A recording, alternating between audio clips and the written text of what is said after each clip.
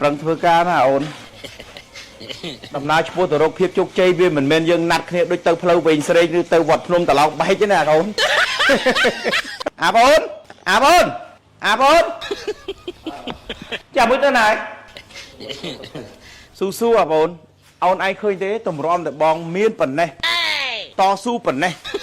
វាមិនមែនងាយស្រួលដំណើរឆ្ពោះទៅរកភាពជោគជ័យវាមិនមែនងាយស្រួលយើងណាត់គ្នាទៅវត្តភ្នំឬទៅផ្លូវវែងស្រេងទេពិបាកណាស់បងប្អូនជីវិតដូចយើងដាំឈើមួយដើមអញ្ចឹងបងប្អូនដូចយើងដាំឈើមួយដើមអញ្ចឹងយើងដាំដើមធ្នង់មួយដើម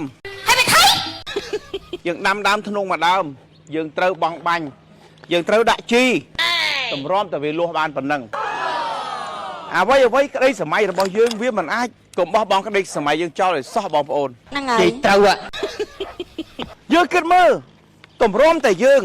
ជាមនុស្សមានរូបមានរាងប៉ុណ្ណឹងកើតមកហើយម្ដាយយើងត្រូវពោពុះយើងពោពុះបានប្រហែលខែជារូបជារាងម្ដាយយើងទៅពិនិត្យអេកូ